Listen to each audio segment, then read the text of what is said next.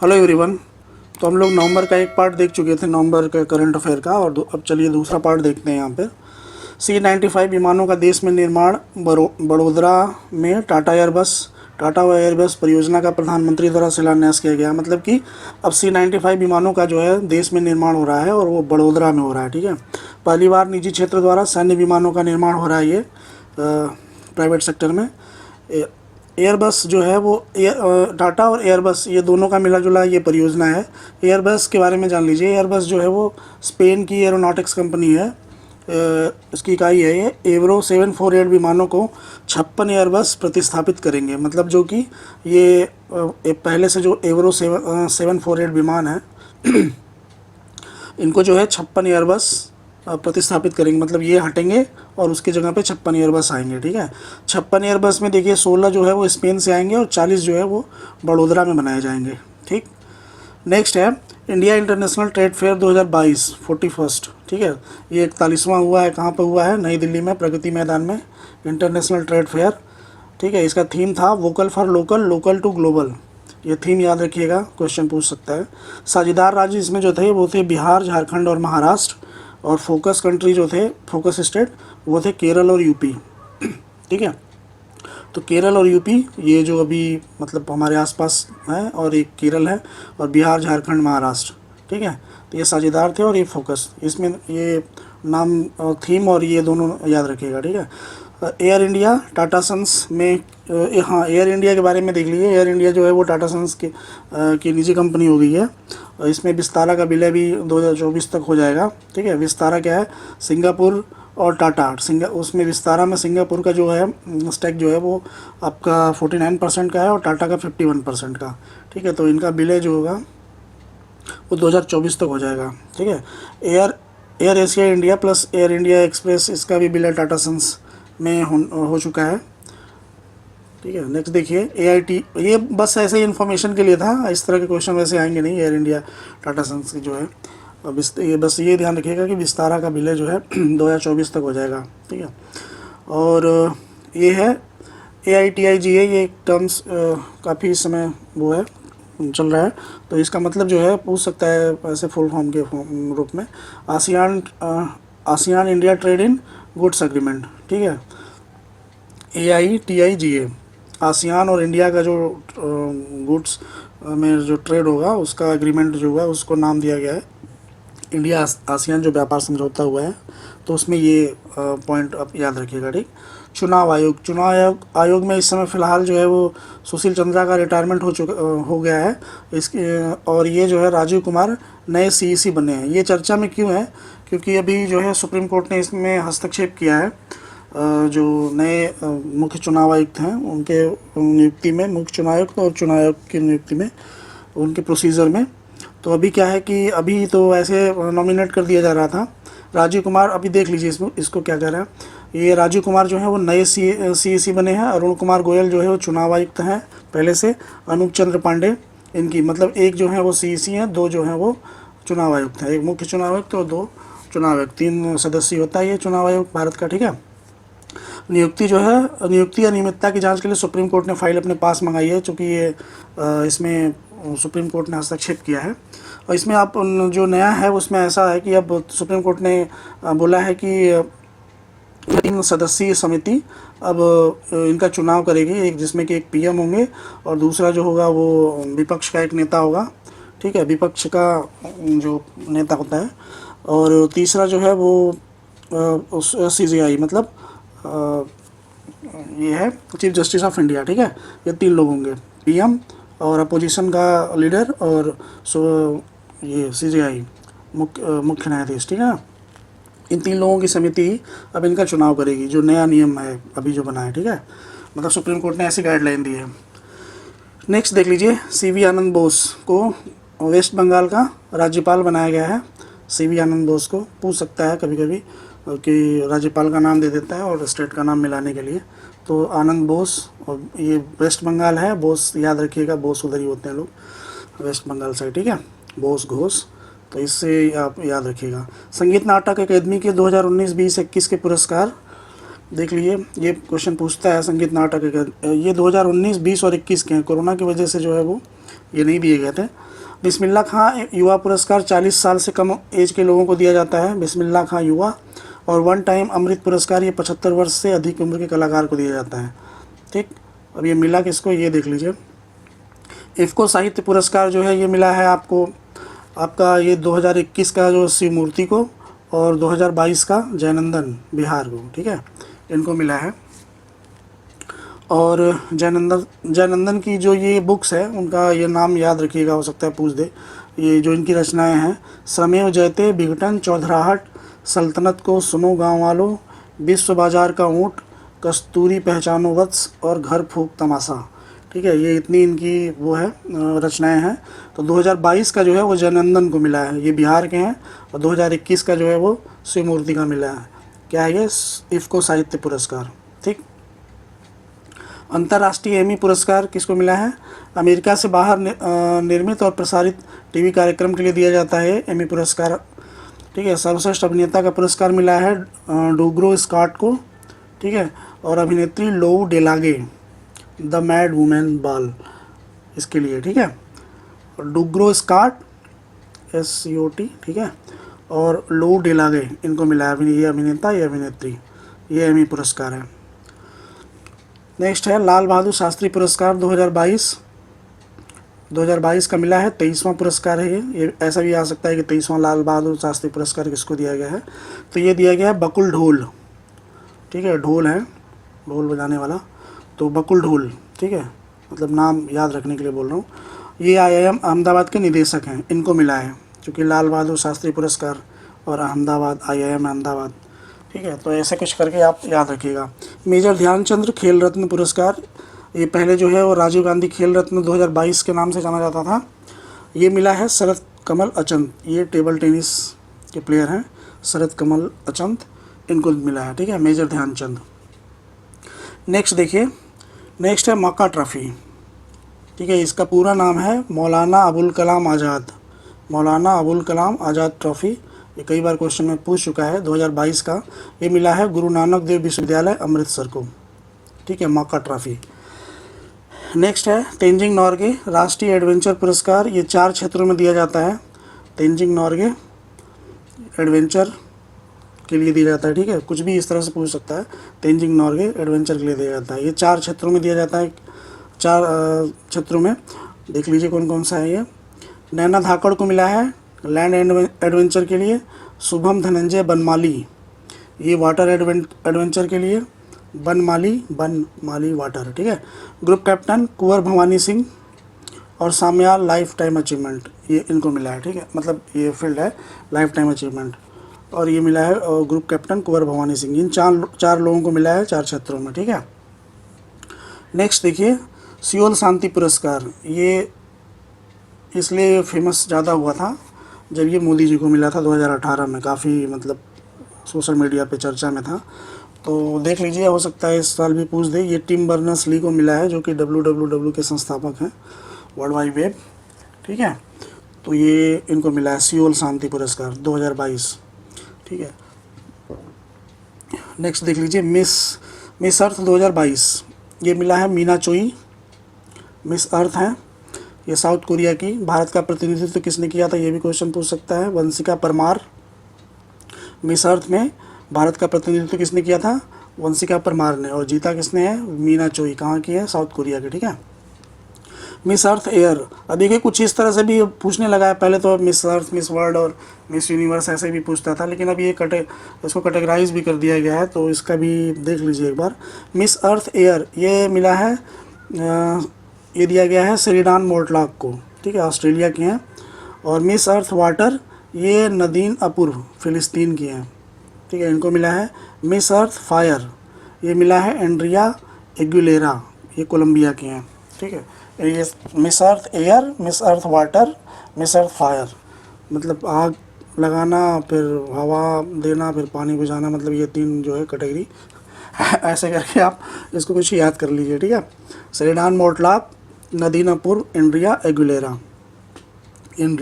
आग के लिए है, और नदीन अपूर्व फिलिस्तीन पानी के आसपास में है ना, फिलिस्तीन मेडिटेरियन सी के आसपास। ठीक है, तो वो वहाँ पे मिला है। और एयर सेडना ये ऑस्ट्रेलिया की हैं। हवाएं वहाँ से उठती हैं, कुछ ऐसा करके आप याद रखिएगा, ठीक। दिसंबर 2022 भारत की सबसे लंबी स्केप टनल, ये क्वेश्चन पूछ सकता है, इम्पोर्टेंट है। भारत की सबसे लंबी स्केप टनल कहाँ है, कहाँ बनाई गई है? उधमपुर श्रीनगर बारामूला रेलवे, ठीक, USBRL परियोजना में बनिहाल कटरा रेलवे लाइन पर बनाया गया है ये, ठीक। स्केप टनल मतलब स्केप हो जाना, तो क्या बोलते हैं स्केप को हिंदी में, याद नहीं आ रहा, ठीक है। तो विलुप्त हो जाना, कुछ ऐसा करके, लुप्त हो जाना, ठीक। तो ये उधमपुर श्रीनगर बारामूला USBRL ये परियोजना बनिहाल कटरा रेलवे स्टेशन इस पर बना है, ठीक है, स्केप टनल। नेक्स्ट देखिए, NHI के अध्यक्ष संतोष कुमार यादव को बनाया गया है, यादव जी बने हैं NHI के अध्यक्ष, हालांकि ये नहीं पूछेगा, बहुत इंपॉर्टेंट नहीं है। SDI 2021 ये बहुत इंपॉर्टेंट है, ये पूछ सकता है, ठीक। 2021 में 132वां रैंक, और ग्लोबल जेंडर गैप इंडेक्स इसमें जो है भारत का 135वां रैंक है, SDI में 132 और जेंडर गैप इंडेक्स 135। और ये है Mercer CFS global pension index, India इसमें किस पे है? 41, 41वें पे, ठीक। तो ये SDI में 132, ग्लोबल जेंडर गैप GGPI ऐसे करके भी आ सकता है, GGGI, ठीक है, ग्लोबल जेंडर गैप इंडेक्स 135, और Mercer CFS global pension index. देखिए इस तरह का भी आता है, कुछ ऐसा इंडेक्स भी पूछ देता है कि कभी सुना ही नहीं हो, तो ऐसे देख लीजिए, ये Mercer CFS global pension index है, इसमें इंडिया का जो है 44 देशों में 41वां स्थान है, ठीक। नेक्स्ट देखिए, जलवायु परिवर्तन प्रदर्शन सूचकांक 2023, इसमें भारत का कौन सा स्थान है? 8वां, जलवायु परिवर्तन में 8वें नंबर पे है प्रदर्शन सूचकांक में, ठीक है। नेक्स्ट देखिए, न्यूक्लियराइजेशन ऑफ एशिया, रेने बाबा फ्रांसीसी, ठीक है। ये बुक्स हैं, कुछ बुक्स, उनके नाम देख लीजिए, कौन किसने लिखा है, ये पूछता है। न्यूक्लियराइजेशन ऑफ एशिया, ये रेने बाबा इन्होंने लिखा है, ये फ्रांसीसी हैं। The boy who wrote a constitution, ये राजेश तलवार ने लिखा है, ठीक है। नेक्स्ट देखिए, बिरसा मुंडा जनजाति नायक, ये बुक्स का नाम है, ये आलोक चक्रवाल ने लिखा है। बरगंडी विंटर इन यूरोप, ये प्रणय पाटिल ने लिखा है। तो देखिए, burgundy winter in Europe Pranay Patil, Birsa Munda Alok Chakrawal, the boy who wrote a constitution कौन लिखा था? डॉक्टर अम्बेडकर, तो राजेश तलवार ने लिखा है इसको, ठीक है। इसका मतलब है the boy who wrote a constitution, उसका मैं बता रहा हूँ, उनके बारे में राजेश तलवार जी ने लिखा है। और न्यूक्लियराइजेशन ऑफ एशिया, ये जो है रेने बाबा फ्रांसीसी ने लिखा है। रेने बाबा नाम है, रहने वाले हैं फ्रांसीसी हैं, ठीक है। तो नेक्स्ट देखिए, उच्च शिक्षण संस्थानों के मूल्यांकन और मान्यता को मजबूत करने के लिए डॉक्टर के राधाकृष्णन समिति बनी है। तो ऐसा ही पूछ सकता है कि ये समिति, डॉक्टर के राधाकृष्णन समिति किससे संबंधित है, या फिर ये भी पूछ सकता है कि उच्च शिक्षण संस्थानों के मूल्यांकन के लिए कौन सी समिति बनी है। तो नाम ध्यान रखिएगा, डॉक्टर के राधाकृष्णन समिति, ठीक है। नेक्स्ट कुछ इम्पोर्टेंट दिवस हैं, उनके बारे में देख लीजिए आप। 11 नवंबर राष्ट्रीय शिक्षा दिवस, ठीक है। 11 नवंबर को ही विश्व शौचालय दिवस, और 26 नवंबर को राष्ट्रीय दुग्ध दिवस ये मनाया जाता है, ठीक है, राष्ट्रीय दुग्ध दिवस। अब ये देखिए, अभ्यास हरिमो शक्ति, ये हरिमो शक्ति किसके किसके बीच में है? इंडिया और मलेशिया के बीच में संयुक्त सैन्य अभ्यास। तो नाम पूछ सकता है कि संयुक्त सैन्य अभ्यास हरिमो शक्ति किन किन देशों के बीच में है? तो भारत और मलेशिया के बीच में होता है, ठीक है। और युद्ध अभ्यास वज्र प्रहार, ये किसके बीच में होता है? USA और इंडिया के बीच में, ठीक। हरिमो शक्ति इंडिया मलेशिया, युद्ध अभ्यास या फिर वज्र प्रहार USA इंडिया, और संप्रीति किसके बीच में होता है? ये बांग्लादेश, इंडिया और बांग्लादेश, ठीक है। शक्ति अभ्यास और गरुण ये फ्रांस के साथ में होता है, इंडिया और फ्रांस। और गरुण शक्ति इंडोनेशिया और इंडिया, ये सब इंडिया के कॉन्सेप्ट में है। तो इंडिया तो कॉमन ही है, बाकी देख लीजिएगा। हरिमो शक्ति मलेशिया के साथ में है, ठीक है। और युद्ध अभ्यास वज्र प्रहार ये जो है USA के साथ में है, अमेरिका के साथ। संप्रीति बांग्लादेश के साथ, शक्ति अभ्यास और गरुण ये फ्रांस के साथ में है। देखिए, युद्ध अभ्यास अमेरिका के साथ में है और शक्ति अभ्यास फ्रांस के साथ में है, ठीक है। 100 और 100, शक्ति है तो फ्रांस, ऐसा करके कुछ याद कर लीजिए। और युद्ध जो है वो यूएसए के साथ में है, ठीक है। गरुण शक्ति, अब देखिए गरुण फ्रांस के साथ में है, गरुण शक्ति किसके साथ में है? इंडोनेशिया के साथ में है। इंडिया एंड इंडोनेशिया के बीच में गरुण शक्ति, ठीक है। पासेक्स, ये मार्ग अभ्यास ये जो है वियतनाम के साथ में है, इंडिया और वियतनाम, पासेक्स, ठीक है। अब देखिए Indo Pacific regional dialogue IPRD 2022 ये नई दिल्ली में हुआ है। इसकी थीम क्या है? इंडो पैसिफिक रीजनल डायलॉग, ठीक है, इंडो पैसिफिक, ये नई दिल्ली में हुआ है। इसका थीम क्या है? Operationalised the Indo Pacific Ocean initiative, ठीक है, ये है operationalising the Indo Pacific Ocean initiative, ये थीम है इनका, मतलब इंडो पैसिफिक रीजनल डायलॉग का, ठीक है। IPRD 2022 कुछ भी ऐसा पूछ सकता है। 75 creative minds 53 hours challenge Anurag Thakur ने लॉन्च किया है, ठीक है। 75 क्रिएटिव माइंड्स के लिए 53 आवर्स चैलेंज ये अनुराग ठाकुर ने लॉन्च किया है, ठीक है। ये भी एक फैक्ट है, ऐसा कुछ पूछेगा तो नहीं, लेकिन आप ध्यान रखिएगा। नेक्स्ट है फोर्ब्स की वैश्विक सर्वश्रेष्ठ कंपनी। ये कई सालों से इस तरह के क्वेश्चन पूछ रहा है, तो कभी नेटवर्थ के हिसाब से पूछता है तो कभी कुछ, तो देख लीजिए फोर्ब्स की जो विश्व की सबसे सर्वश्रेष्ठ कंपनियां फोर्ब्स के हिसाब से कौन कौन सी हैं। सैमसंग जो है वो नंबर 1 पे है, ठीक। माइक्रोसॉफ्ट दूसरे नंबर पे, IBM तीसरे नंबर पे, अल्फ़ाबेट चौथे नंबर पे, एप्पल 5वें नंबर पे है, ठीक है।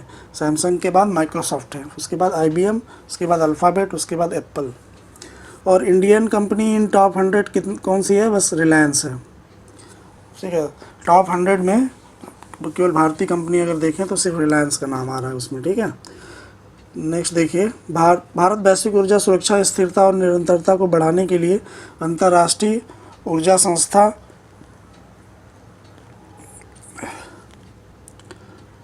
भारत वैश्विक ऊर्जा सुरक्षा, स्थिरता और निरंतरता को बढ़ाने के लिए अंतर्राष्ट्रीय ऊर्जा संस्था बना है, ऐसा कुछ, ठीक है। अंतर्राष्ट्रीय ऊर्जा संस्था ये बना है भारत वैश्विक ऊर्जा सुरक्षा, स्थिरता और निरंतरता को बढ़ाने के लिए, ठीक है।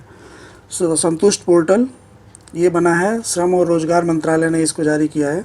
ये पूछ सकता है कि संतुष्ट पोर्टल किस मंत्रालय के द्वारा जारी किया गया है, तो मैंने शॉर्ट में लिख दिया है यहाँ पे जो इम्पोर्टेंट मुझे इसमें लगा फैक्ट। तो ये श्रम और रोजगार मंत्रालय के द्वारा है ये संतुष्ट पोर्टल।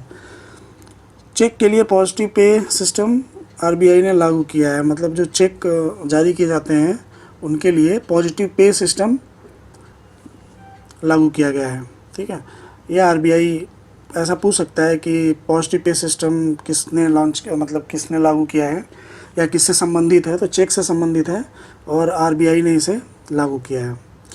बस ये फैक्ट 3 बस देख लीजिएगा, क्वेश्चन कैसे भी घुमाता है, बस मैं जो ज़रूरी चीज़ें थी वो मैंने यहाँ पे इंक्लूड कर दिया है। RBI ने लागू किया है, नाम है पॉजिटिव पे सिस्टम और ये चेक के लिए है, ठीक। भारत को UNSC की इन समितियों की अध्यक्षता करने के लिए कहा गया है। देखिए यूनाइटेड नेशन सिक्योरिटी काउंसिल की में कुछ समितियाँ बनाई गई हैं, उन समितियों की अध्यक्षता करने के लिए भारत को कहा गया है, ठीक है। भारत को भी उसमें चुना गया है, तो अध्यक्षता करने के लिए, मतलब अध्यक्ष है तो भारत को अध्यक्षता करने के लिए कहा गया है। तो वो कमेटियाँ कौन कौन सी हैं, ये काफ़ी इंपॉर्टेंट है, पूछ सकता है इस टाइप के क्वेश्चन, ठीक है। Taliban sanction committee, counter terrorism committee, Libyan sanction committee, ठीक है। तो लिबिया पे जो सैंक्शन लगाना है उसके लिए काउंटर टेररिज्म पे और तालिबान पे, इनसे संबंधित जो समितियां हैं उसका जो अध्यक्ष है वो भारत है, ठीक है। और ये समितियां किसकी हैं? संयुक्त राष्ट्र सुरक्षा परिषद का, ठीक है,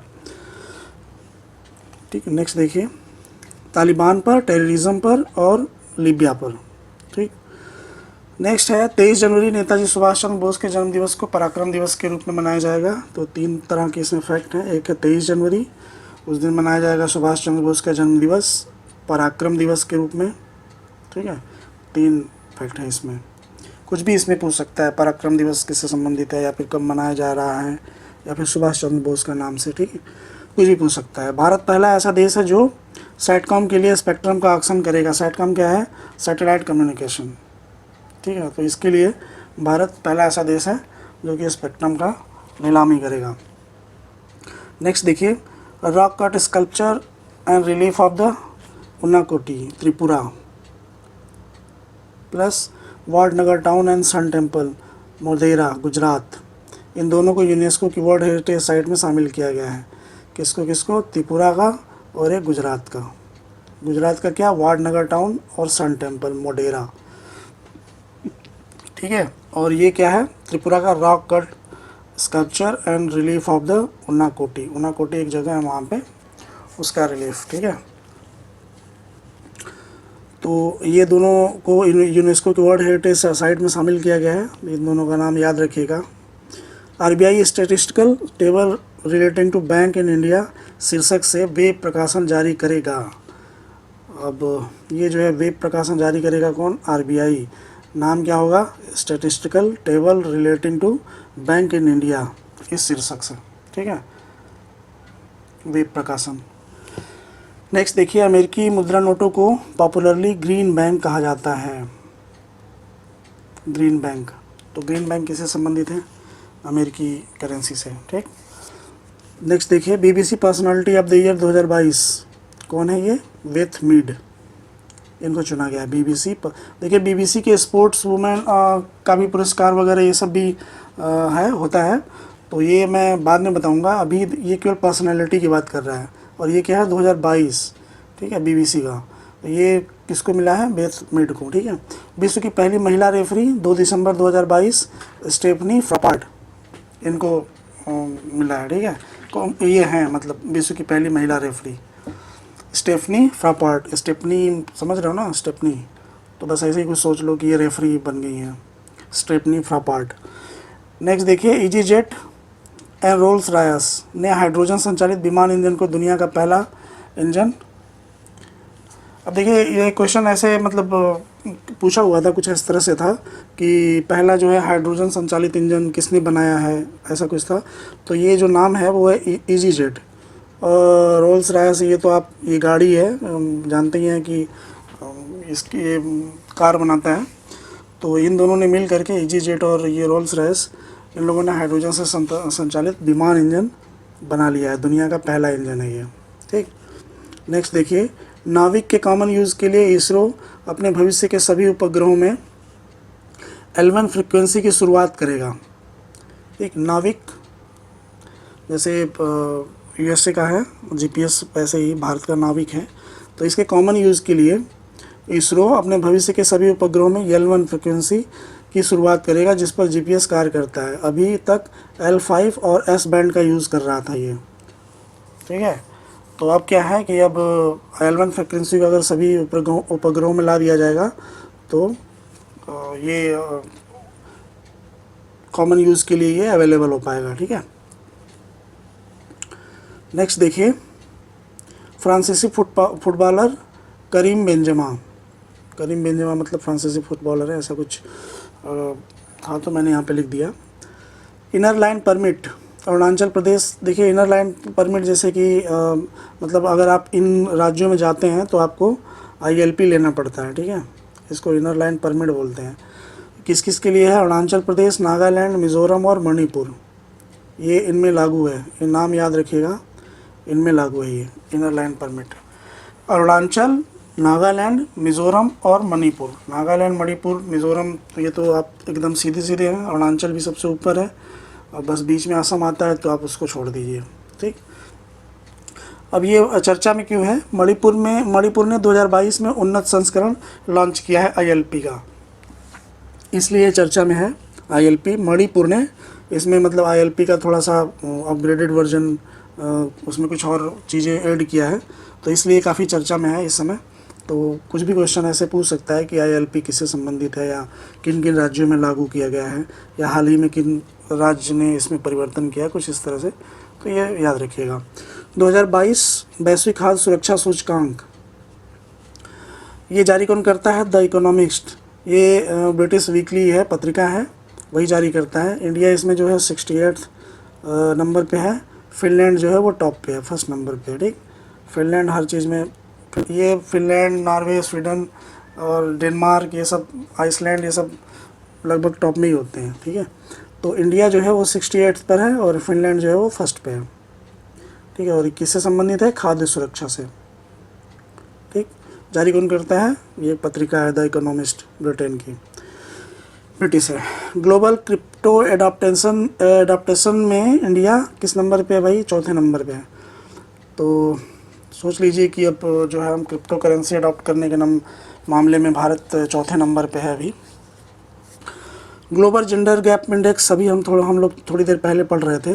ग्लोबल जेंडर इंडेक्स ये 135वां स्थान पे है, और ग्लोबल कॉम्पिटिटिव इंडेक्स में 37th नंबर पे है हम लोग। इंडिया जो है 37वें नंबर पे है, और गैप में है, जेंडर गैप में 135वें नंबर। अभी थोड़ी देर पहले हम लोगों ने देखा था SDI और ग्लोबल जेंडर गैप इंडेक्स। ठीक, वही दोबारा मैंने लिख दिया है। नेक्स्ट देखिए, ऑक्सफैम के अनुसार भारत 61% पुरुष, 31% महिलाएं और मोबाइल फ़ोन यूज़ करती हैं। मतलब इसमें ये है कि ऑक्सफैम ने जो वो मोबाइल यूज़ करने का डाटा निकाला है, उसमें ये है कि 61% पुरुष और 31% महिलाएं मोबाइल फ़ोन यूज़ करती हैं भारत में। ठीक है, लगभग महिलाएं जो हैं वो पुरुषों की आधी हैं। ऑक्सफैम का ये डाटा है, हालांकि इस तरह का क्वेश्चन पूछता नहीं है कभी। JNK के कठुआ और घाटी उत्तर भारत का पहला औद्योगिक बायोटेक पार्क स्थापित किया जा रहा है। ठीक है, तो ये क्वेश्चन इस तरह से पूछ सकता है कि उत्तर भारत का पहला बायोटेक पार्क, औद्योगिक बायोटेक पार्क कहाँ पे स्थापित किया जा रहा है? तो ये है जम्मू और कश्मीर के कठुआ में। कठुआ और घाटी, GHATTI, ये इंग्लिश में भी देख लीजिए, और घट्टी हिंदी में, यहाँ पर स्थापित किया जा रहा है। ठीक है, औद्योगिक बायोटेक पार्क। नेक्स्ट है भारत का पहला लेवेंडर महोत्सव, भद्रवाह। ये कहाँ? जम्मू कश्मीर में मनाया जा रहा है। ठीक है, भारत का पहला लेवेंडर महोत्सव जम्मू कश्मीर के भद्रवाह में। नेक्स्ट देखिए, national institute of high altitude medicine, ये भी भद्रवाह में ही है। Promote cultivation of medicinal plant, मतलब जो भद्रवाह में ही national institute of high altitude medicine ये खोला जा रहा है, मतलब उसकी स्थापना की जा रही है। और उसमें क्या है कि जो है वो मेडिसिनल जो औषधीय पौधे हैं उनकी खेती को प्रमोट किया जाएगा, बढ़ावा दिया जाएगा। ठीक है, भद्रवाह में ही। और भद्रवाह में ये भी हो रहा है, लेवेंडर महोत्सव भी मनाया जा रहा है। और बायोटेक पार्क जम्मू कश्मीर के कठुआ और घट्टी में है। ये काफ़ी इंपॉर्टेंट फैक्ट है, इसमें से क्वेश्चन आ सकता है। क्वार जल विद्युत परियोजना, ये चिनाब पर है। ठीक, नया है तो नाम याद रखिएगा, क्वार जल विद्युत परियोजना। संकल्प से सिद्धि, ये जनजातीय कार्य मंत्रालय द्वारा स्टार्ट किया गया है। योगासन में स्वर्ण किसको मिला है भाई? पूजा पटेल को मिला है।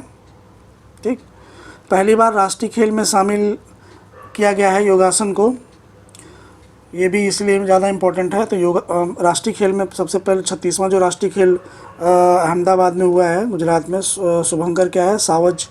और थीम क्या है? एक भारत श्रेष्ठ भारत। ठीक है, तो 36वां राष्ट्रीय खेल है ये, और इसमें जो है योगासन को शामिल किया गया है, और इसमें जो स्वर्ण पदक है वो पूजा पटेल ने जीता है। इतने सारे फैक्ट हैं, आप उनको याद रखिएगा। और थीम क्या है? एक भारत श्रेष्ठ भारत। नेक्स्ट है एक्सपोर्ट प्रिपेयर्डनेस इंडेक्स, ये कौन जारी करता है?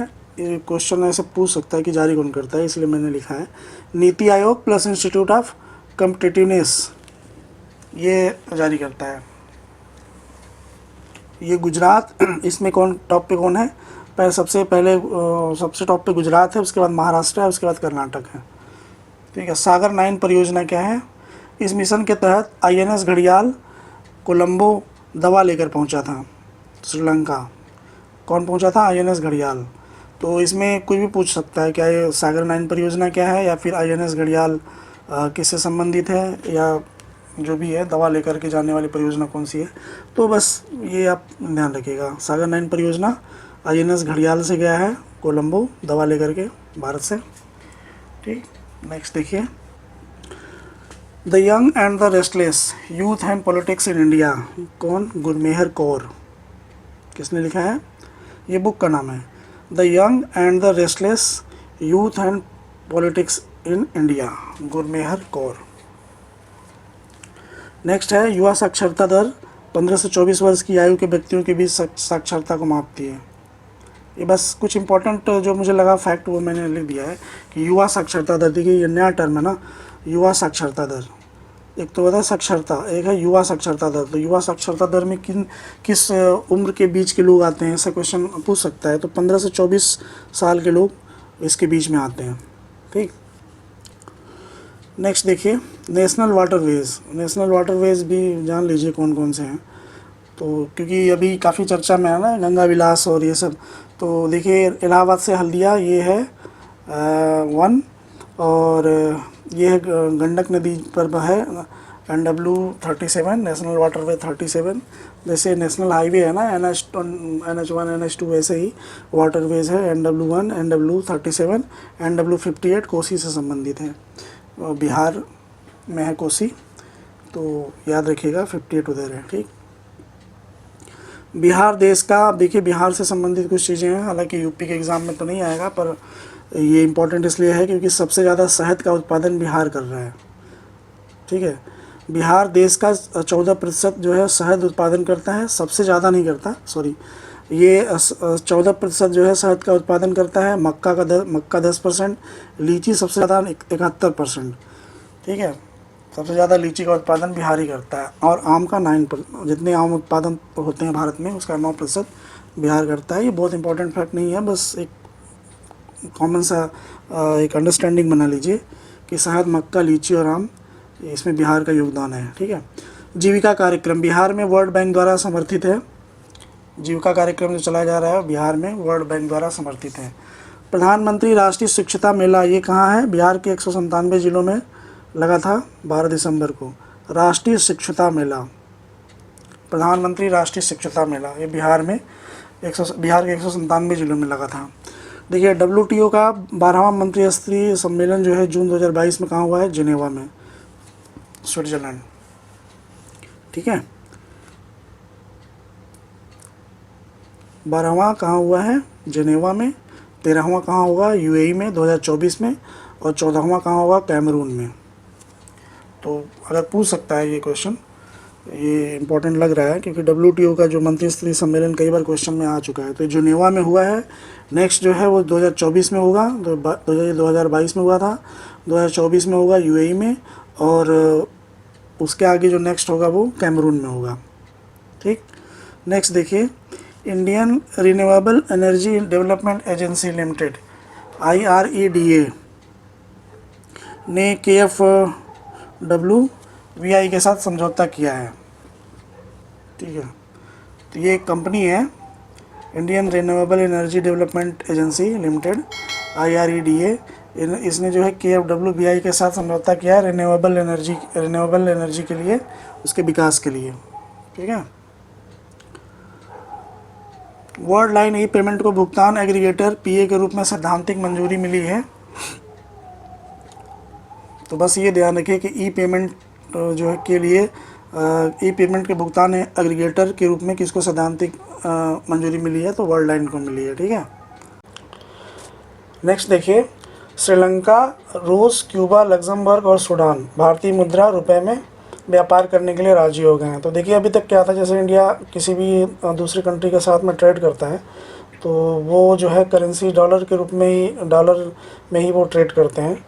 तो अभी क्या है कि कुछ कंट्रीज़ हैं जो कि राजी हो गए हैं। उसमें श्रीलंका है हमारा पड़ोसी, रसिया, क्यूबा एक कम्युनिस्ट कंट्री है, जानते ही हैं। लग्जमबर्ग छोटा सा देश है, सूडान काफ़ी गरीब है, अफ्रीकी राष्ट्र है, ये 2 पार्ट में है, ठीक है, सूडान, साउथ सूडान। तो इसमें सूडान वाला हिस्सा जो है वो, तो वो अब ये लोग क्या है कि इंडियन करेंसी में ट्रेड करेंगे, ठीक है, भारत के साथ। नेक्स्ट देखिए brave heart of Bharat, vignettes from Indian history book, ये एक बुक का नाम है जिसको लिखा है विक्रम संपत ने, ठीक। और नेक्स्ट ऐसे ही मैं बस केवल फैक्ट के लिए लिख दिया हूँ। अग्नि 5 का भी, अग्नि 5 जो है वो सरफेस टू सरफेस के लिए है और 5000 किलोमीटर उसकी मारक क्षमता है। तो ये ध्यान रखिएगा कि सरफेस टू सरफेस है। और इंडिया USA ये देखिए अभ्यास संगम, वहाँ हम लोग क्या देख रहे थे? युद्ध अभ्यास, ठीक है। तो और शक्ति अभ्यास ऐसे करके था। तो यहाँ क्या है? अभ्यास संगम, ये किसके बीच में है? इंडिया USA के बीच में सैन्य अभ्यास है। नेक्स्ट देखिए अमृत भारत स्टेशन योजना, अब ये एक योजना है भारत सरकार की, अमृत भारत स्टेशन योजना। ये क्या है, रेलवे स्टेशनों को चमकाने के लिए, मतलब उसको साफ सुरक्षित अच्छा दिखाने के लिए ये योजना इससे संबंधित है, अमृत भारत स्टेशन योजना। 5 वर्षीय new India literacy programme NILP। देखिए क्या है, ये केंद्र प्रायोजित योजना है, 5 वर्षीय न्यू इंडिया लिटरेसी प्रोग्राम नाम है इसका। और इसमें इतने करोड़ रुपए जो है वो खर्च किए जाएंगे, जिसमें 60-40, ये इंपॉर्टेंट है कि सेंट्रल और स्टेट के बीच में 60-40 का रेशियो होगा, और 90-10 का रेशियो और सेंटर और नॉर्थ ईस्ट के जो स्टेट होंगे, उत्तर पूर्वी भारत के जो हैं, ये अरुणाचल प्रदेश, असम, नागालैंड, मिजोरम, ये सब, तो इनके बीच में जो पर्वतीय राज्य हैं वो उसमें 90 और 10 का रेशियो रहेगा। और इधर क्या है, बाकी जगहों पे 60-40 का रेशियो, 60 केंद्र देगा, 40 राज्य देगा, ठीक है। 5 साल 5 करोड़ ऐसा करके है कि मतलब 5 साल में 5 करोड़ रुपए इसमें खर्च किए जाएंगे, ठीक है। नेक्स्ट देखिए, इंडिया ऑस्ट्रेलिया केंद्रीय अप्रत्यक्ष कर और सीमा शुल्क बोर्ड, ये बनाया गया है, इंडिया ऑस्ट्रेलिया केंद्रीय अप्रत्यक्ष कर और सीमा शुल्क बोर्ड। तो ये याद रखिएगा, इंडिया ऑस्ट्रेलिया जो भी वार्ता हुई है उसमें, ठीक है। देखिए कुछ बुक्स हैं, इस बुक्स का नाम पूछ सकता है कि कौन लिखा है। The light we carry, Michelle Obama, ये बराक ओबामा की वाइफ है जो पूर्व राष्ट्रपति थे USA के। तो the light we carry, Michelle Obama. Sultan, M.A. Moyer, Wasim Akram. देखिए सुल्तान जो है वो सलमान खान की एक मूवी भी है, तो इसको लिखा है वसीम अकरम ने, ठीक, पाकिस्तान का जो क्रिकेटर है वो। Next in line, Jeffrey Archer, ये लिखा है जेफरी आर्चर ने। Next in line, it start with us, ये हमसे शुरू होता है, कुछ इस तरह से। ये किसने लिखा है, कालीन हूवर, हू किससे शुरू होता है, हू, ऐसा करके कुछ याद रखिए, ठीक। नेक्स्ट देखिए, 14 नवंबर को क्या मनाया जाता है, विश्व मधुमेह दिवस। और 14 नवंबर को और भी कुछ है, याद होना चाहिए आपको, ठीक है। तो 14 नवंबर को विश्व मधुमेह दिवस, 14 नवंबर विश्व शौचालय दिवस, और 19 नवंबर विश्व शौचालय दिवस, और 20 नवंबर को ही, 14 नवंबर विश्व मधुमेह दिवस, 19 नवंबर विश्व शौचालय दिवस, और 20 नवंबर यूनिवर्सल चिल्ड्रन डे, ठीक। देखिए ये जो है यूनिवर्सल है, ठीक। और ये इसी दिन 14 को राष्ट्रीय मनाया जाता है, चिल्ड्रंस डे, ठीक है ना। और 26 नवंबर को क्या है, संविधान दिवस, और 15 नवंबर को बिरसा मुंडा दिवस। तो ये जो है इसमें 2-3 जो सबसे ज़्यादा इम्पोर्टेंट इसमें ये पूछता है, विश्व मधुमेह दिवस और विश्व शौचालय दिवस, ठीक है। और ये यूनिवर्सल है, तो इसको भी याद रखिएगा। संविधान दिवस पता ही है, 26 नवंबर। नेक्स्ट देखिए, 17वां प्रवासी भारतीय दिवस सम्मेलन कहाँ हुआ है, इंदौर में हुआ है। थीम क्या था, थीम इम्पॉर्टेंट है, पूछ सकता है। Diaspora reliable partner for India's progress in Amritkaal, Amritkaal चल रहा है इस समय, तो अमृतकाल से संबंधित है, ठीक है, रिलायबल पार्टनर्स। नेक्स्ट देखिए, मुख्य अतिथि कौन थे, मोहम्मद इरफान अली, ये कौन है, गुयाना के राष्ट्रपति हैं मोहम्मद इरफान अली, ठीक है। तो जो है आपका प्रवासी भारतीय दिवस 17वां था, ये नंबर भी याद रखिएगा। 17वां प्रवासी दिवस कहाँ हुआ, इंदौर में। थीम ये था अमृतकाल से संबंधित, और मुख्य अतिथि कौन थे, इरफान अली, गुयाना के राष्ट्रपति हैं ये। गुयाना कहाँ है, देख लीजिएगा मैप में, ठीक है, तभी याद होगा। साउथ अमेरिका, ठीक। नेक्स्ट देखिए, क्वाड, क्वाड कहाँ है, क्वाड का क्या मतलब है, इंडिया, USA, ऑस्ट्रेलिया और जापान, ठीक है, ये 4 आते हैं क्वाड के अंतर्गत। देखिए कुछ ऐसे वो हैं, मतलब देशों के समूह, उनका आप नाम याद रखिएगा, नाम पूछ देता है कभी कभी कौन कौन शामिल है कौन कौन नहीं है। तो क्वाड जो है, क्वाड हो गया, ब्रिक्स हो गया, हालांकि ब्रिक्स तो याद ही रहता है सबको, पर कुछ ऐसे हैं जिन्हें पता नहीं चलता है। तो क्वाड जो है वो इसमें इंडिया, USA, ऑस्ट्रेलिया और जापान है। इनके बीच में नौसैनिक अभ्यास होता है भाई, उनका नाम है मालाबार, ठीक। योकोसुका बंदरगाह, ये जापान में है, फिलीपींस सी, ये चर्चा में है, तो याद रखिएगा योकोसुका बंदरगाह कहाँ है, फिलीपींस सी में, ये जापान का है, ठीक है। इंडिया फ्रांस वायुसेना का गरुण अभ्यास, पहले भी अभी पढ़े हैं थोड़ी देर पहले। ये गरुण अभ्यास किससे संबंधित है, इंडिया और फ्रांस से, वायुसेना का है। यहाँ कहाँ हुआ है, भारत के जोधपुर एयरबेस पे हुआ है ये। तो इस बार का गरुण अभ्यास भारत में जोधपुर में हुआ है, ठीक है। भारत अमेरिका का थल सेना का युद्ध अभ्यास कहाँ हुआ है, आली, ये यूके मतलब आली उत्तराखंड में, ठीक है। युद्ध अभ्यास किससे संबंधित है, भारत और अमेरिका से संबंधित थल सेना का अभ्यास है। युद्ध अभ्यास देखिए इंग्लिश में भी इसको युद्ध अभ्यास ऐसे लिखेंगे, ठीक, युद्ध अभ्यास। भारत प्लस ऑस्ट्रेलिया का संयुक्त सैन्य अभ्यास क्या है, अस्त्रा हिंद। अब इसको जैसे ही पढ़ना है पढ़ लीजिए, अस्त्रा हिंद या जो भी, इंग्लिश भी इसका लिख दिया हूँ और अस्त्र हिंद भी पढ़ सकते हैं। ये इंडिया और ऑस्ट्रेलिया का है, तो आप अस्त्र हिंद भी ऐसे ऐसे पूछ सकता है। और देखिए ऑस्ट्रा ऑस्ट्रेलिया, ठीक है, हिंद इंडिया, ऐसे भी नाम याद रख सकते हैं। और आसियान प्लस इंडिया का क्या था, समन्वय 2022, ये कहाँ हुआ है, आगरा में, ठीक है। समन्वय नाम है इसका, किसमें, किसका इंडिया और आसियान का। ये किससे संबंधित है, ये देखिए ये जो अभ्यास हुआ है ये मानवीय सहायता से संबंधित है, कि मानवीय सहायता में कैसे मतलब हम रिएक्ट करेंगे, आपदा राहत अभ्यास वगैरह, इसके लिए इस तरह के लिए इसके लिए अभ्यास किया गया समन्वय 2022, ठीक। आसियान और इंडिया के बीच में, नाम याद रखिएगा और किसके बीच में हुआ है वो भी याद रखिएगा। नेक्स्ट देखिए, विश्व युवा मुक्केबाजी चैंपियनशिप 2022, भारत का पदक तालिका में दूसरा स्थान, युवा मुक्केबाजी है, ठीक है। तो दूसरा स्थान इंडिया जो है दूसरे स्थान पे, पहले नंबर पे कौन है भाई, Uzbekistan, Bharat, England, Kazakhstan, Ukraine और क्यूबा। तो ये जो है शुरू के 2-3 याद रखिएगा कि उज्बेकिस्तान है टॉप पर। देखिए वहाँ के लोग कितनी बढ़िया मुक्केबाजी कर रहे हैं, है ना। उसके बाद इंग्लैंड है, मतलब ये देखो आसपास वाले ही हैं, उज्बेकिस्तान, कजाकिस्तान, ठीक।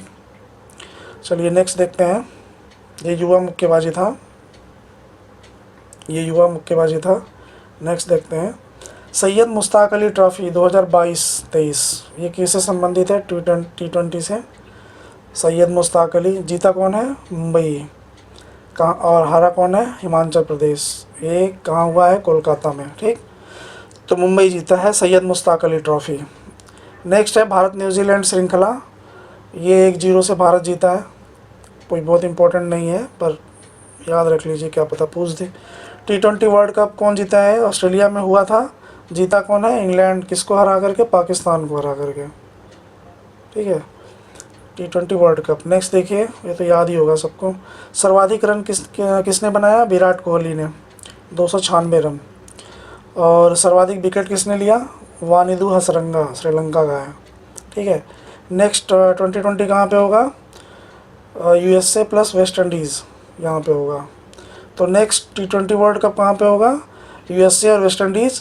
सर्वाधिक रन विराट कोहली, सबसे ज़्यादा विकेट वानिदु हसरंगा, जीता है इंडिया ने, और सॉरी इंग्लैंड ने, और हराया किसको, पाकिस्तान को।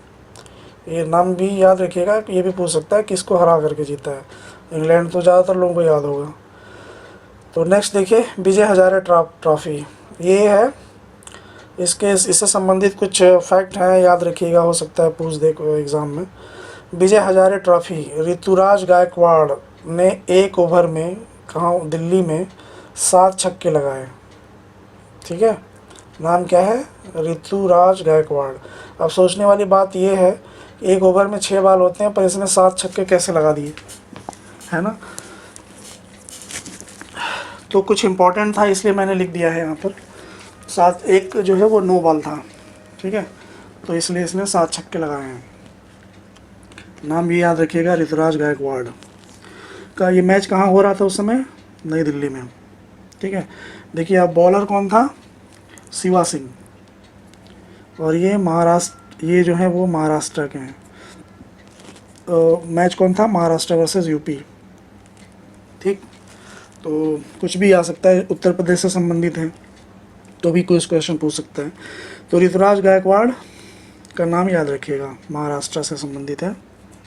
शिवा सिंह बॉलर थे, 43 रन इन्होंने टोटल बनाए थे, ठीक है। 7 छक्का 42, तो ये बन गया छक्के से, और जो है वो आपका 1 रन जो है वो नो बॉल मिला था। तो ये हो गया 7 सिक्सेस और 43 रन टोटल। नेक्स्ट देखिए, Asia cup table tennis Bangkok में कोई पदक जीतने वाली पहली महिला खिलाड़ी कौन बनी है भाई? मनिका बत्रा। तो देखिए एशिया कप है और टेबल टेनिस से संबंधित है, बैंकॉक में हुआ है। इसमें पदक जीतने वाली पहली खिलाड़ी मनिका बत्रा, ठीक है। महिला टेनिस के बिली जीन किंग कप, ये कप का नाम है भाई, बिली जीन किंग कप। इसका पुराना नाम क्या है? फेड कप, ठीक है। महिला टेनिस से संबंधित है। जीता कौन है? Australia, Switzerland. और किसको हराया है? ऑस्ट्रेलिया को। स्विट्ज़रलैंड जीता है, ऑस्ट्रेलिया हरा है, ठीक है। तो ऑस्ट्रेलिया को हरा कर स्विट्ज़रलैंड ने बिली जीन किंग कप जीता है, ठीक। कुछ नया नाम है ये, मतलब अटपटा सा, तो अचानक से एग्ज़ाम में आ जाएगा, सोचेंगे नाम नहीं सुना हुआ है, तो याद रखिएगा, ठीक। पुरुषों का एटीपी टूर्स फाइनल 2022 कौन जीता है? नोवाक जोकोविच। ये कहाँ के हैं? सर्बिया के, ठीक है।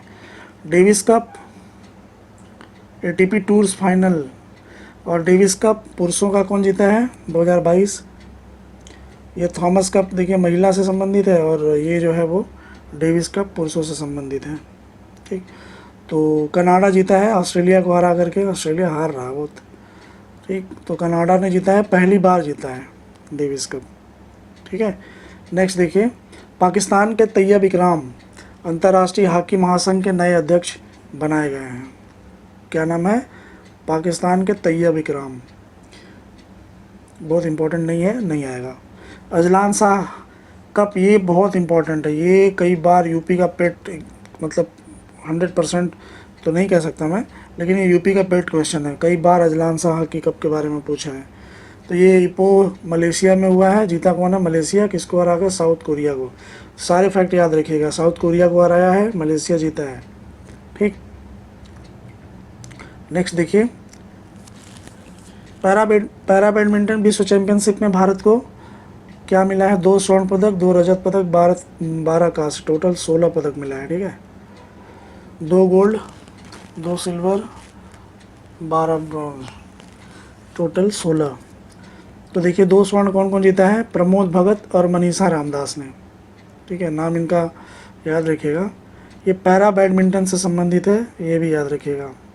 पैरा बैडमिंटन विश्व चैंपियनशिप, प्रमोद भगत और मनीषा रामदास, ठीक है। टोटल 16 पदक भारत ने जीता। महिलाओं का रग्बी विश्व कप 2021, नॉट 22-23। तो ये एग्ज़ाम में अगर आएगा, चूँकि ये रिसेंट है, तो 21 पूछेगा तो ज़्यादातर लोगों को लगेगा कि ऐसा 21 का पूछ दिया, पर चूँकि ये रिसेंट है इसलिए यहाँ पे मैंने लिखा है। न्यूजीलैंड जीता है इंग्लैंड को हरा करके, रिकॉर्ड 6वीं बार महिलाओं का रग्बी विश्व कप, ठीक है। नेक्स्ट देखिए, India growth rate according to Moody's 7% पहले था, अब क्या है? 7.6 आकलित किया गया है। हालांकि ये अभी जो लेटेस्ट डाटा होगा अप्रैल लास्ट तक का, वहाँ पे आप देख के जाइएगा, तो ये बहुत इंपॉर्टेंट नहीं है। वैश्विक वृद्धि दर देखिए, आईएमएफ के हिसाब से वैश्विक वृद्धि दर, ठीक है, 2021-22 में 3.2% रहेगा, ऐसा अनुमान लगाया है आईएमएफ ने, ठीक है। वैश्विक मतलब विश्व के विकास की बात हो रही है, ना कि भारत के विकास की, ठीक है।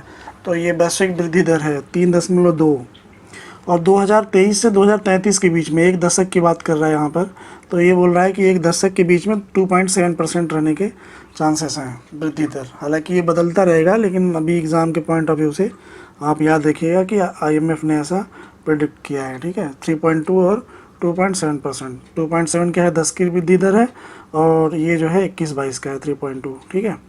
नेक्स्ट देखिए, खुदरा सेगमेंट में भी डिजिटल रुपया का प्रारंभ रिजर्व बैंक ने किया है। ये न्यूज़ पुरानी हो चुकी है, तो ध्यान रखिएगा कि खुदरा मतलब उसमें भी अब डिजिटल रुपये का प्रयोग किया जा सकेगा।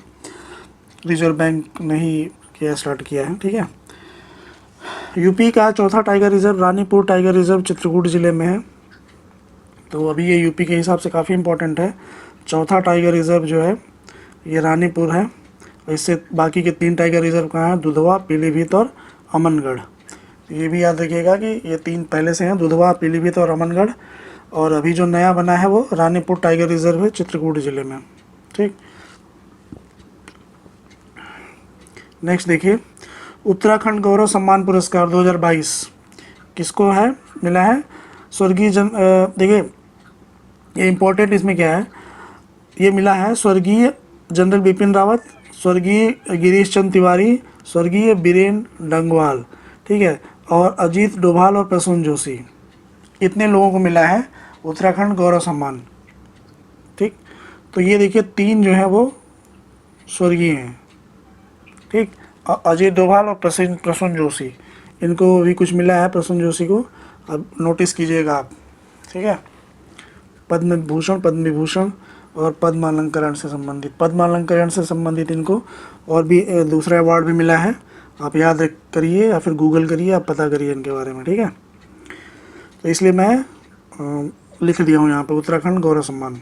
नेक्स्ट देखिए, गांधी शांति प्रतिष्ठान द्वारा कुलदीप नैयर स्मृति पत्रकारिता पुरस्कार। ठीक है, कुलदीप नैयर स्मृति पत्रकारिता पुरस्कार किसको मिला है? अजीत अंजुम, ये जो यूट्यूबर हैं। ठीक है, और आरफा खानम शेरवानी, ये जो है द वायर की वो हैं पत्रकार हैं। ठीक, और यूट्यूब अगर आप देखते होंगे तो ये दोनों आजकल बहुत चल रहे हैं, अजीत अंजुम और आरफा खानम से शेरवानी। क्या मिला है इनको? कुलदीप नैयर स्मृति पत्रकारिता पुरस्कार। किसका है? गांधी शांति प्रतिष्ठान द्वारा। ठीक है, अंतर्राष्ट्रीय रैंकिंग एजेंसी क्वाक्वेरेली साइमंड्स क्यूएस द्वारा जारी एशिया यूनिवर्सिटी रैंकिंग 2023 का भारत दक्षिण एशिया का टॉप शैक्षणिक संस्थान आईआईटी बॉम्बे है। ठीक है, एशिया टॉप 200 में 19 भारत से हैं। तो देखिए ये जो है क्वाक्वेरेली साइमंड्स, ये जो है एक रैंकिंग एजेंसी है, इसके द्वारा जो जारी किया गया है एशिया यूनिवर्सिटी रैंकिंग, एशिया का ना कि वर्ल्ड का। तो उसमें जो है भारत का दक्षिण एशिया का जो है टॉप शैक्षणिक संस्थान किसको माना गया है? आईआईटी बॉम्बे। और एशिया टॉप 200 में 19 भारत से हैं। ठीक है, नेक्स्ट देखिए, काशी तमिल संगम का आयोजन कहाँ है? दिसंबर 2023 में वाराणसी में हुआ है। इसका उद्घाटन मोदी जी ने किया है। तो काशी तमिल संगम कहाँ हुआ है? बनारस में। ठीक, मेजर ध्यानचंद खेल रत्न से सम्मानित मनिका बत्रा ने एशियन कप टेबल टेनिस कांस्य पदक हासिल किया। थोड़ी देर पहले आपने ये पढ़ा है अभी, मेजर ध्यानचंद खेल रत्न पुरस्कार मनिका बत्रा को मिला था, ने एशियन कप टेबल टेनिस में कांस्य पदक हासिल किया था। ठीक है, कर्नाटक हाईकोर्ट के रिटायर्ड मुख्य न्यायाधीश को 22वें विधि आयोग का अध्यक्ष बनाया गया है। कर्नाटक हाईकोर्ट से संबंधित है और ये 22वें विधि आयोग के अध्यक्ष बने हैं। नाम क्या है? न्यायमूर्ति ऋतुराज अवस्थी। ठीक, न्यायमूर्ति ऋतुराज अवस्थी इनका नाम है। ध्यान रखिएगा, ये इंपॉर्टेंट क्वेश्चन है, आ भी सकता है 22वें विधि आयोग के अध्यक्ष कौन है, या फिर ये भी पूछ सकता है कि किस हाई कोर्ट से हैं। ठीक, तो कर्नाटक हाई कोर्ट से हैं। नेक्स्ट देखिए, अचंत शरत कमल टेबल टेनिस 2022 में देखिए इनको ये किस लिए चर्चा में किस लिए हैं? 2022 के लिए इनको मेजर ध्यानचंद मिला है। ठीक, और आईआईटीएफ के सदस्य, पहले सदस्य मतलब पहले भारतीय सदस्य बनाए गए हैं। ठीक है, आईआईटीएफ के पहले भारतीय ये जो है वो सदस्य बनाए गए हैं, पहले भारतीय हैं ये जो इसके सदस्य बने हैं। ठीक है, इसलिए शरत कमल अचंत को ध्यान रखिएगा। डिजिटल करेंसी ई रुपीज़ थोक और खुदरा दोनों सेगमेंट में स्टार्ट हो गया है।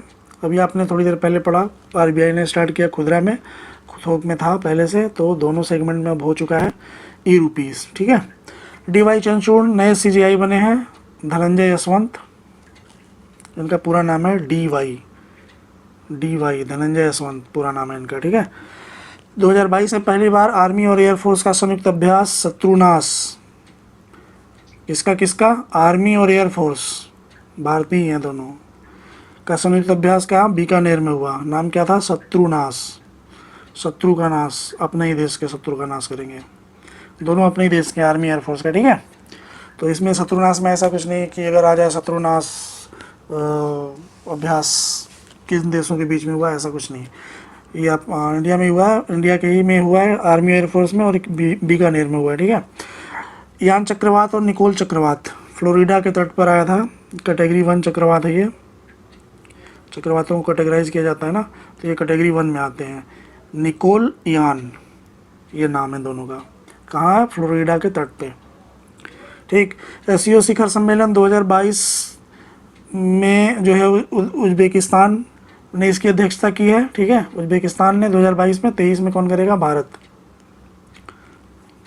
एससीओ का।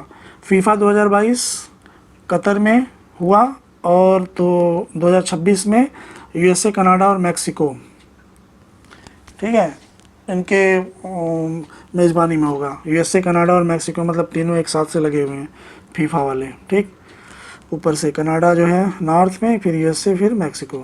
मैक्सिको पहला देश बनेगा जो 3 विश्व कप का आयोजन करता बन जाएगा, तो इसलिए ये इम्पोर्टेंट है मैक्सिको, ठीक है।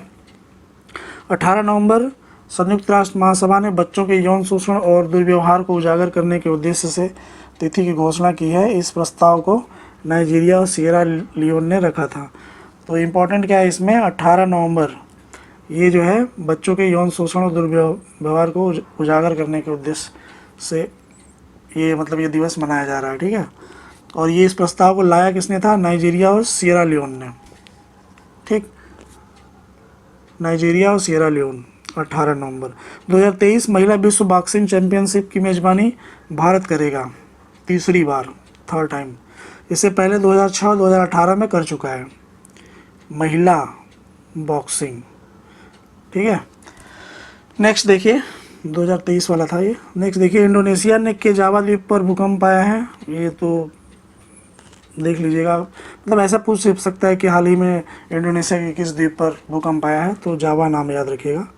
जावा, सुमात्रा, बाली, लोम्बोक, कई सारे हैं ना, तो जावा का याद रखिएगा।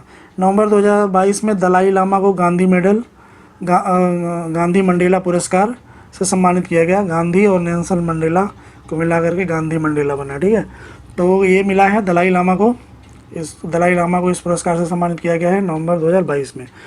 Indian air force plus France Garuda, ये तो बता चुका हूँ, जोधपुर में हुआ है, ठीक। गरुड़ इंडियन एयरफोर्स और फ्रांस के बीच में होता है Garuda. 6th ATP tennis final खिताब नोवाक जोकोविच ने इटली के तुरीन में जीतकर रोजर फेडरर की बराबरी की। तो नोवाक जोकोविच ने रोजर फेडरर की बराबरी कर ली है, और 6th ATP टेनिस फाइनल जीत करके। कहाँ हुआ है? इटली के तुरीन में, इटली के तुरीन में नोवाक जोकोविच ने जीता है, ठीक है। तो ये इतने फैक्ट थे। इस तरह से ये अब नवंबर के पूरा का पूरा करंट अफेयर पहला पार्ट पहले हो चुका था। देखिए मैगजीन उसमें जो था वो जनवरी का रहा होगा, और ये जो है करंट अफेयर जो था वो नवंबर का था, ठीक है। तो इस तरह से नवंबर के सारे करंट अफेयर ख़त्म हो गए हैं। अब दिसंबर, जनवरी, फरवरी, मार्च, अप्रैल ये बच रहे हैं जो कि आ जाएंगे, ठीक है। मिलते हैं फिर आपसे नेक्स्ट वीडियो में। थैंक्स।